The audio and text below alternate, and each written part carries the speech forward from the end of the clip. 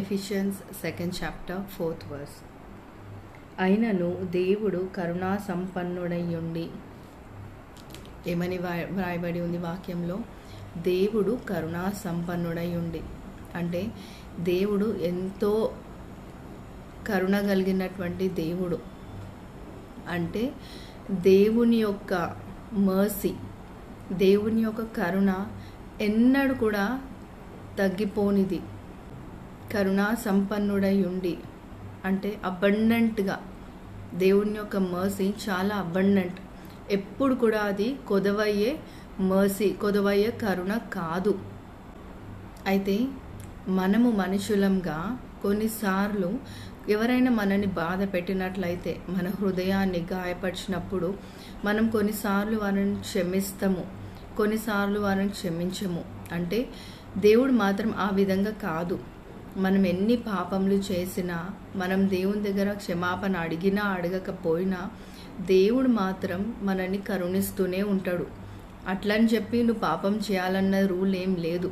అంటే నేను పాపం చేస్తే దేవుడు నన్ను కనికరిస్తాడు, నన్ను కరుణిస్తాడు కాబట్టి నేను పాపం చేయొచ్చు అని మాత్రం అనుకోవద్దు. నువ్వు పాపం చేస్తే దానికి పనిష్మెంట్ ఉంటుంది, కానీ దేవుని కరుణ మాత్రం ఎన్నడూ తగ్గిపోదు. మనం ఒకసారి మనుషులను క్షమిస్తాం, ఒకసారి క్షమించాం, కానీ దేవుడు మాత్రం ఎల్లప్పుడూ నిన్ను క్షమించి ఆయన యొక్క కరుణ నీకు ఎల్లప్పుడూ చూపిస్తూనే ఉంటాడు.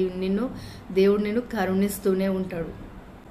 అయితే ఆయన నీ మీద చూపించే కరుణ, మర్సీ అన్నది అది కేవలం చూపెట్టడం మాత్రమే కాదు, కానీ he's rich in it. Why does he extend such mercy? Because of his great love for us. దేవుడు మనల్ని ఎంతో ప్రేమిస్తున్నాడు, అందుకనే దేవుడు మన మీద అంతా కరుణ చూపిస్తున్నాడు. నువ్వు మాత్రం దేవునికి ఎంత దూరంగా జీవించినా కానీ, ఎంత పాపంలో నువ్వు జీవించినా కానీ దేవుడు మాత్రం నేను కనికరిస్తూనే ఉంటాడు.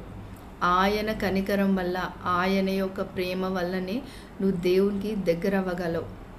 దేవుడి నుండి నువ్వు పొందుకున్నటువంటి కనికరాన్ని నువ్వు కూడా ఇతరులకి చూపించాలి. వారిని నువ్వు గాయపరిచినంత మాత్రాన నువ్వు వారిని కనికరింపకుండా ఉండకూడదు. ఎందుకంటే నువ్వు దేవుడిని ఎంత బాధ పెట్టినా కానీ, నువ్వు దేవుడికి ఎంత దూరంగా జీవిస్తున్నా కానీ, నువ్వు దేవుడికి విరోధంగా జీవిస్తున్నా కానీ దేవుడిని మీద కనికరం చూపిస్తూనే ఉన్నాడు కదా, నీ పాపాలను క్షమిస్తూనే ఉన్నాడు కదా. అదేవిధంగా నువ్వు కూడా ఇతరులను క్షమించాలి. నువ్వు పొందుకున్నటువంటి ఆ యొక్క కరుణ ఏదైతే దేవుని దగ్గర నుండి నువ్వు పొందుకుంటావో అటువంటి మర్సీ కూడా నువ్వు ఇతరులకి చూపించాలి. Remember, you are not defined by your mistakes but by the mercy of a loving God. His mercy is abundant, rich and freely given to them who come to him. God bless you.